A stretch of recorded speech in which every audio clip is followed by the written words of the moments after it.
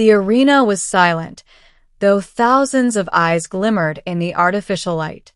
Terran observers watched from the upper balconies, their faces tense. Below, on the polished obsidian floor, a single human stood surrounded by the remnants of a defeated alien, Queen Jalira, once the ruler of the Varelth Dominion. The aliens in the crowd murmured, clicking mandibles in disgust and disbelief. For centuries, no human had ever touched a sovereign of the Varelth without suffering immediate death. And here was Moraine Kellen, Earth's ambassador-turned-champion, standing beside the prostrate queen with nothing but a quiet, measured poise. The gift had been cruel. It was meant as humiliation. The Concord Council, a coalition of the galaxy's most powerful species, had grown tired of Earth's rise. To remind humanity of their place, they assigned Moraine a task: escort the fallen alien queen to the ceremonial dais, the arena center, and bow before the council. "You will carry her, human," intoned Ambassador Krithal, his voice like grinding stone. "Your species will witness the proper weight of hierarchy." Moraine had listened quietly, his jaw tight. He had expected mockery, whispers, and venomous stares.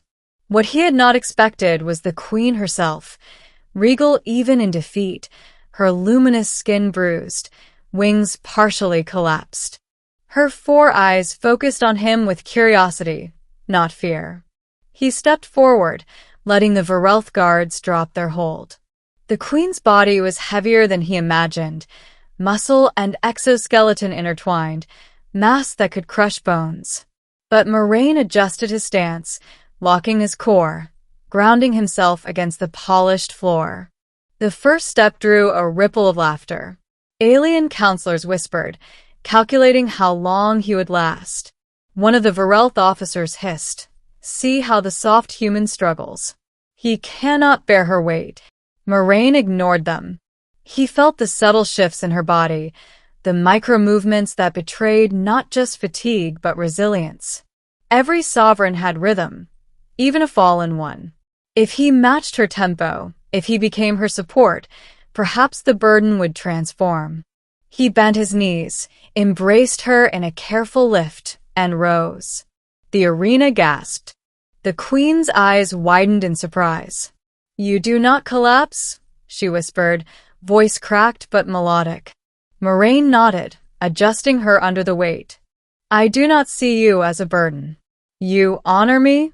"I honor the courage that made you queen." That was all he said. Step by step, he carried her toward the center. Every motion was synchronized. He felt the pull of her core, the subtle shifts as she tried to adjust her balance. It was like holding a living planet in orbit. The alien counselor scoffed. "Even the Earth human labors like a child. Look at him strain." But Moraine did not strain. Instead, he began to move with a surprising grace, almost dancing with her mass. His human intuition, honed through years of survival on Luna Base and terrestrial combat drills, allowed him to anticipate her weight, her slight sway. He adjusted, he compensated, he lifted, not as a task but as an act of reverence. By the time they reached the dais, something remarkable had happened. The crowd was silent. Not because they admired him, but because none had ever seen a human do what he had. Not in the arenas of Karath, nor in the halls of the Drexel Dominion, had a being lifted an alien sovereign with such poise and dignity.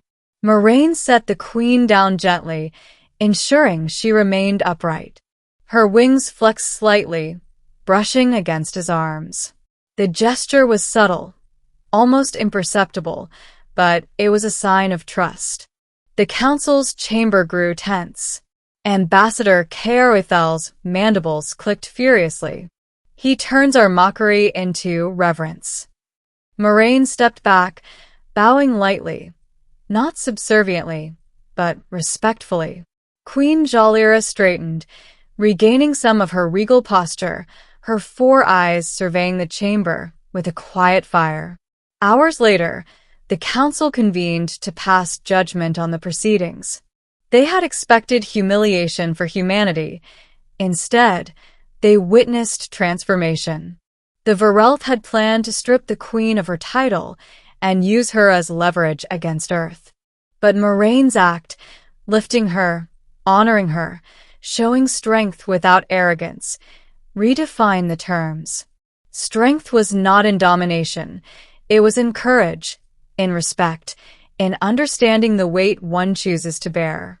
Ambassador K.R. White-Ethel approached Moraine privately. You have disrupted centuries of protocol. Do you understand the implications? I understand, Moraine said calmly. I also understand that respect earns far more than fear ever could. The ambassador's eyes narrowed. And you expect the council to accept this? They already have, Moraine replied. Over the next days, Queen Jalira's recovery became a symbol. She addressed her subjects via holocom, praising the human who had carried her. He honored me when the galaxy expected mockery. Let all know that Earth walks with integrity and strength. Galactic media picked up the story, splashed across star systems as the day a human lifted a sovereign higher than anyone else had dared. For Moraine, it was never about fame. It was about principle. The moment of carrying the queen had taught him a lesson about humanity itself. Honor and courage could rewrite expectations, elevate even the fallen, and turn cruelty into recognition. Months later, when the Concord reevaluated their protocols for diplomatic gifts, Moraine was consulted. His advice was simple.